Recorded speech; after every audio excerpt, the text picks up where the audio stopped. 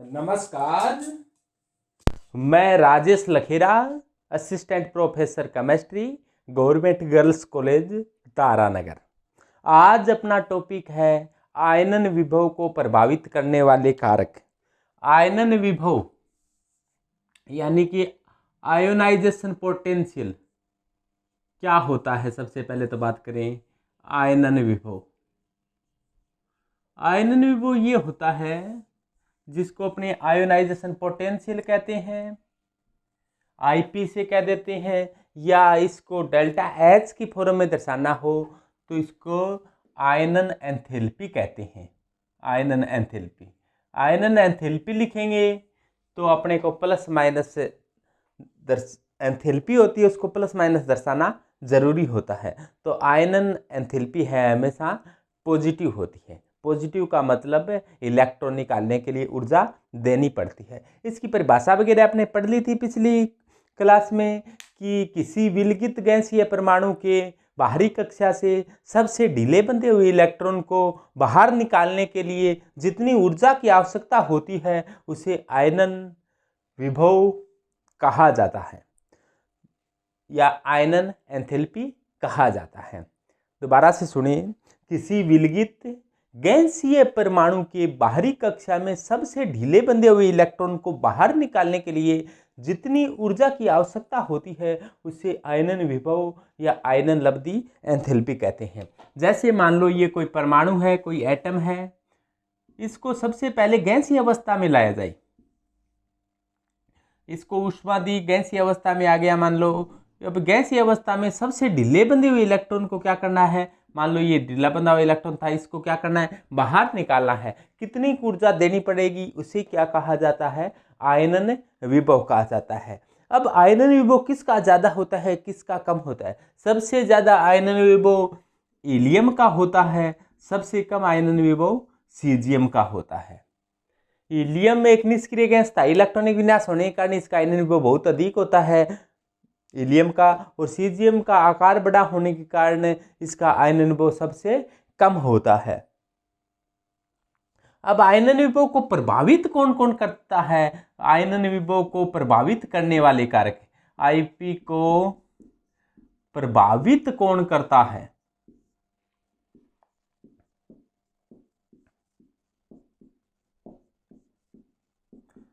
तो आयनन विभव को प्रभावित करने वाले कारक में सबसे पहले बात करते हैं अपने मुख्य क्वांटम संख्या।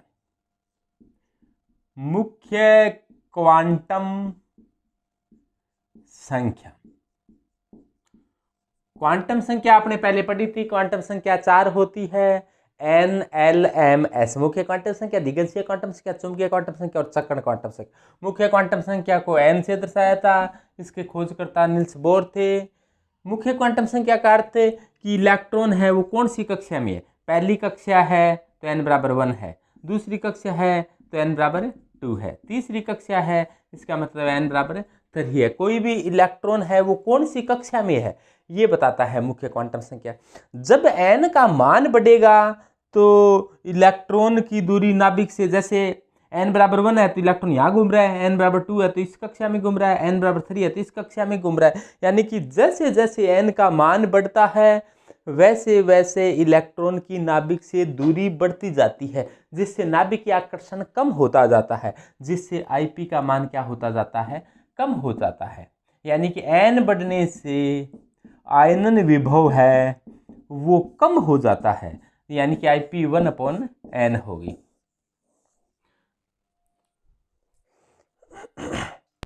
तो इसका अर्थ क्या हुआ कि n यहाँ पर मुख्य क्वांटम संख्या है। मुख्य क्वांटम संख्या कोश को बताती है, सेल को बताती है, कक्षा को बताती है, और कक्षा की संख्या बढ़ने पर ये बढ़ेगा तो ये क्या है, कम है। यानी कि ये व्युत्क्रमानुपाती है। आईपी और n है वो व्युत्क्रमानुपाती है, यानी कि इनवर्सली प्रोपोर्शनल है। तो इसको अपने इस प्रकार से आसानी से समझ में आ जाए तो इस प्रकार से लिखकर बताएं आपको कि आईपी का मतलब है आयनन विभव है, और आयनन विभव है वो किसके समानुपाती है, 1/n। क्या है, ये मुख्य क्वांटम संख्या है। तो ये मुख्य मुख्य क्वांटम संख्या की क्या है, मुख्य क्वांटम संख्या की व्युत्क्रमानुपाती है। यानी कि मुख्य क्वांटम संख्या के मान में वृद्धि होगी तो आयनन विभव है IP से दर्शाया है वो क्या होगा, कम होगा। यानी कि अपने ऐसे कहें, एक तो जैसे मान लो कि है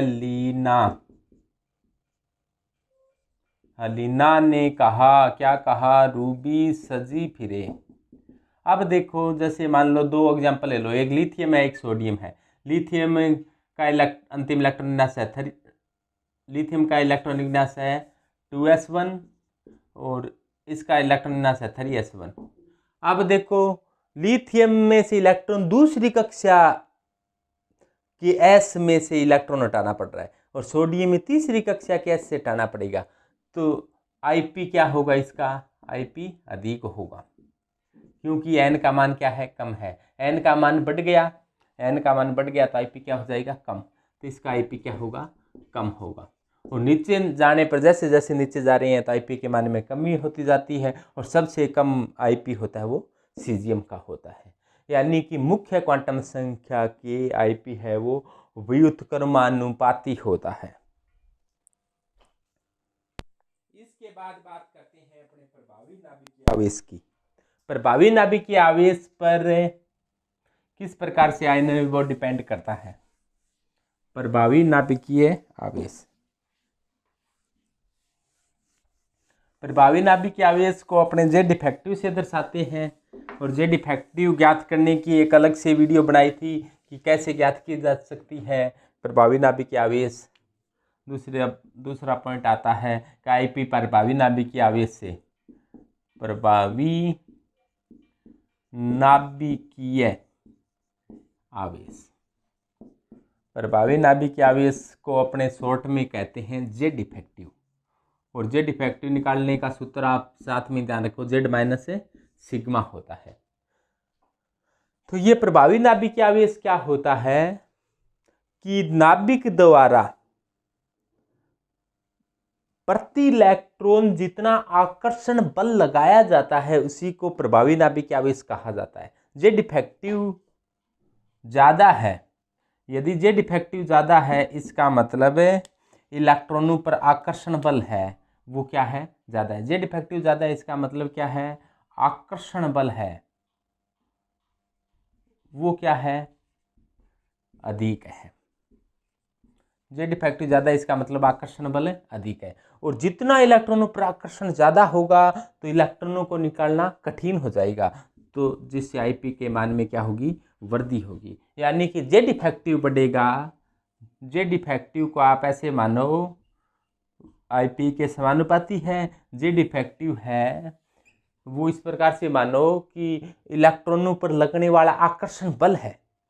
यानी कि प्रभावी नाभिकीय आवेश, नाभिकीय आवेश कहते हैं नाभिक द्वारा इलेक्ट्रॉन पर कितना का आकर्षण लग रहा है। और प्रभावी नाभिकीय आवेश यानी कि एक आप ऐसा देखो कि Z effective is equal to क्या होता है, Z माइनस सिग्मा होता है।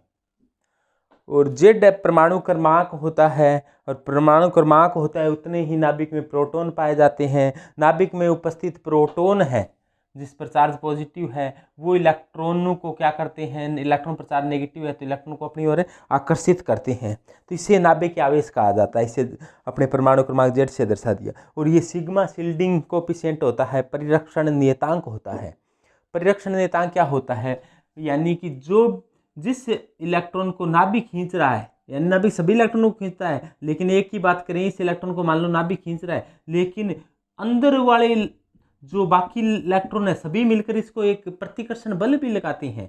इसी प्रतिकर्षण बल को क्या कहा जाता है, परिरक्षण प्रभाव कहा जाता है। और परिरक्षण प्रभाव को परिरक्षण नियतांक के द्वारा दर्शाया जाता है। तो Z इफेक्टिव होता है वो Z माइनस सिग्मा होता है। और Z इफेक्टिव बढ़ गया यानी कि परिरक्षण नियतांक कम हो, Z का मान ज़्यादा हो तो Z इफेक्टिव क्या होगा, ज़्यादा होगा। और Z इफेक्टिव बढ़ेगा तो IP बढ़ेगा। क्यों, Z इफेक्टिव बढ़ेगा तो इलेक्ट्रॉन पर आकर्षण ज़्यादा होगा, इलेक्ट्रॉन पर आकर्षण ज़्यादा होगा तो इलेक्ट्रॉन को बाहर निकालना क्या हो जाएगा, कठिन काम हो जाएगा।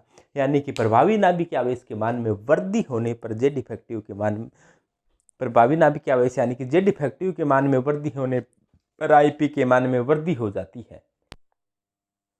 अगले प्रभाव की बात करते हैं अपने परिरक्षण प्रभाव। तीसरा प्रभाव जो आईपी को प्रभावित करता है वो है परिरक्षण प्रभाव। परिरक्षण प्रभाव क्या होता है, अभी बात कर रहे थे अपने परिरक्षण प्रभाव की। तीसरा प्रभाव है परिरक्षण प्रभाव। परिरक्षण प्रभाव,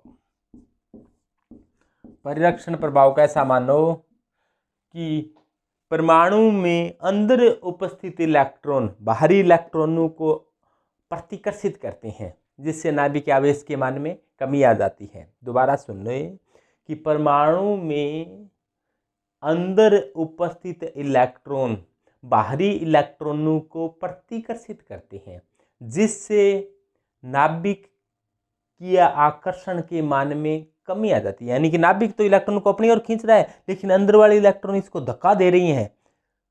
तो ये जो धक्का दे रहे हैं, जितना धक्का दे रहे हैं, उसी को क्या कहा जाता है, परिरक्षण नियतांक कहा जाता है। परिरक्षण नियतांक के फलस्वरूप नाभिक की आकर्षण में क्या आ जाती है, कमी आ जाती है।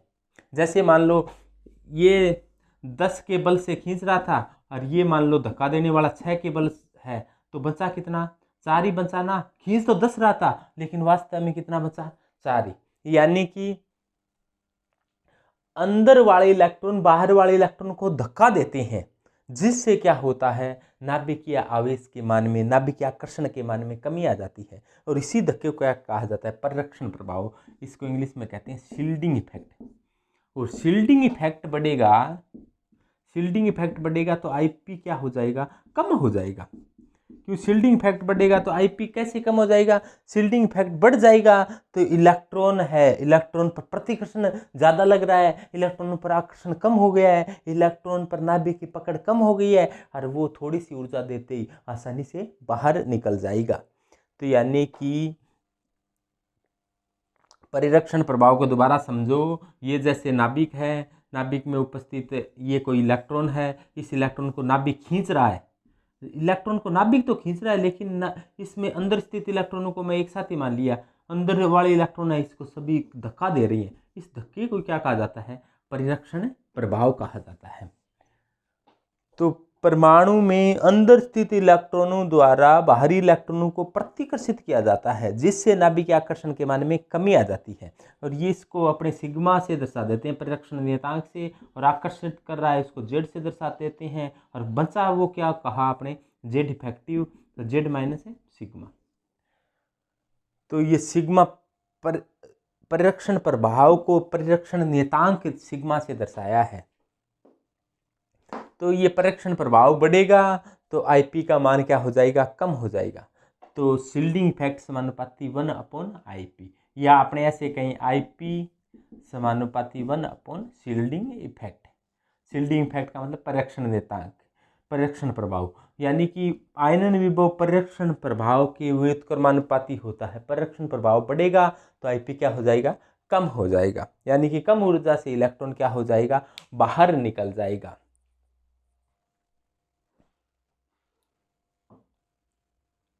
एक आता है अर्धपूरित व पूर्णपूरित कक्षकों का स्थायित्व। Half filled and full filled orbital are more stable. Half filled and full filled orbital are more stable.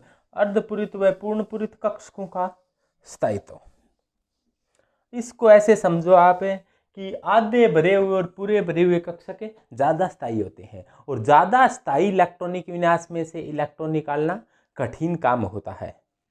ज़्यादा स्थायी इलेक्ट्रॉनिक विन्यास में से इलेक्ट्रॉन निकालना कठिन काम होता है, और आधे भरे हुए और पूरे भरे हुए कक्षक ज़्यादा स्थायी होते हैं।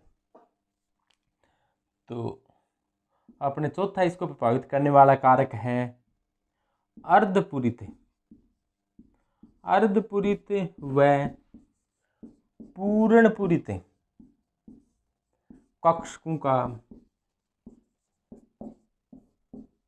स्थायित्व। आधे भरे और पूरे भरे हुए कक्षक ज़्यादा स्थायी होते हैं। Half filled and full filled orbital are more stable, यानी कि आधे भरे और पूरे भरे हुए ज़्यादा स्थायी होते हैं। तो ज़्यादा स्थायी में से इलेक्ट्रॉन निकालने के लिए अधिक ऊर्जा देनी पड़ेगी। जैसे मान लो अपने नाइट्रोजन की बात करें, ऑक्सीजन की बात करें, नाइट्रोजन का इलेक्ट्रॉन विन्यास है 1s2 2s2 2p3 और ऑक्सीजन का है एक इलेक्ट्रॉन ज़्यादा आ गया तो 1s2 2s2 2p4। अब देखो यहाँ पर p में 3 इलेक्ट्रॉन हैं और यहाँ पर p में कितने हैं 4 हैं।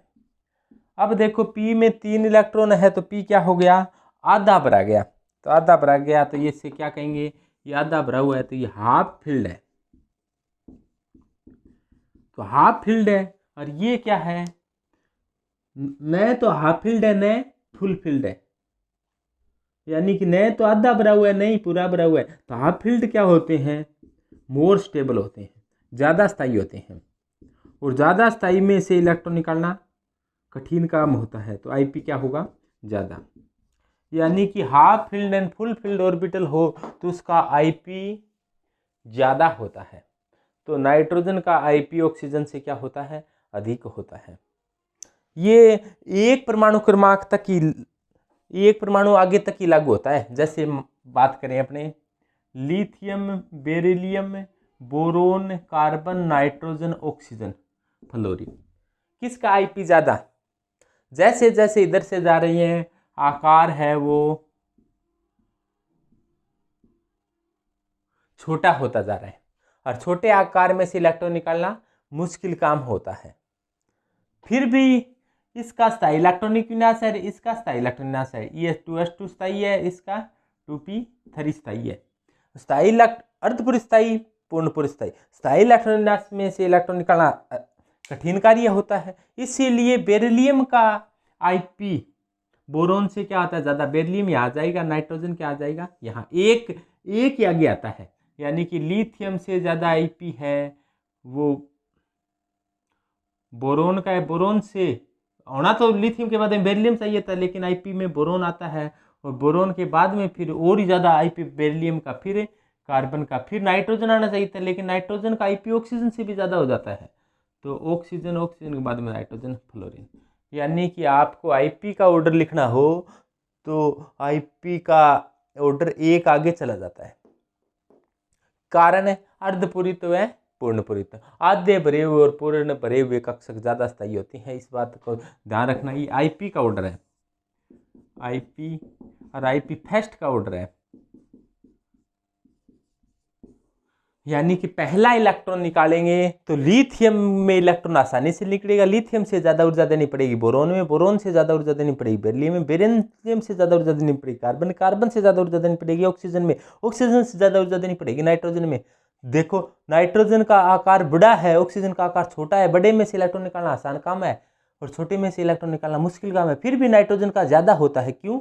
क्योंकि अर्धपूरित स्थायी इलेक्ट्रॉनिक विन्यास। तो स्थायी इलेक्ट्रॉनिक विन्यास होता है वो इसको परेशान करता है कि आधे भरे हुए और पूरे भरे हुए कक्षक ज़्यादा स्थायी होते हैं और स्थायी इलेक्ट्रॉनिक विन्यास में से इलेक्ट्रॉन निकालना कठिन काम होता है। इसीलिए आधे भरे और पूर्ण भरे हुए कक्षकों वाले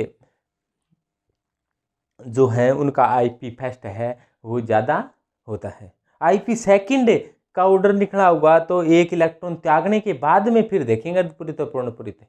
इसी प्रकार आईपी थर्ड का लिखना होगा तो 2 इलेक्ट्रॉन त्यागने के बाद में अर्धपूरित और पूर्णपूरित देखेंगे। ऐसी आप प्रॉब्लम कर देखोगे तभी आपकी ये ज़्यादा क्लियर होगी। तो आप प्रॉब्लम ज़रूर करें, कोई भी दिक्कत हो तो संपर्क करें। इसके बाद आता है दिगंशीय क्वांटम संख्या या भेदन प्रभाव।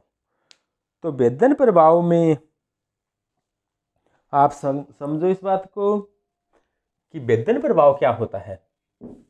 अगला है जो 5वां प्रभावित करने वाला कारक है वो है भेदन प्रभाव। ये भेदन प्रभाव काफी बच्चों के समझ में नहीं आता है कि भेदन प्रभाव ये क्या सौदा होता है भेदन प्रभाव। तो इस बात को समझो, अभी आपके समझ में आने वाला है कि क्या होता है भेदन प्रभाव। तो भेदन प्रभाव बहुत ही जोरगो है कि यहाँ हुआ है, अभी समझ में आ जाए उधारे कि भेदन प्रभाव।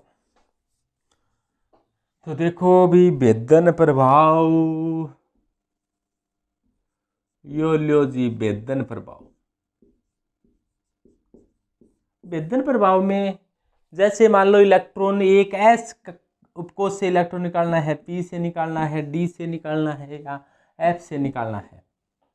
एक ही कक्षा की हो ये, जैसे मान लो ये 4s है, 4p है, 4d है, 4f है, तब इनमें से कौन से में से इलेक्ट्रॉन निकालना आसान काम है, कौन में से इलेक्ट्रॉन निकालना मुश्किल काम है।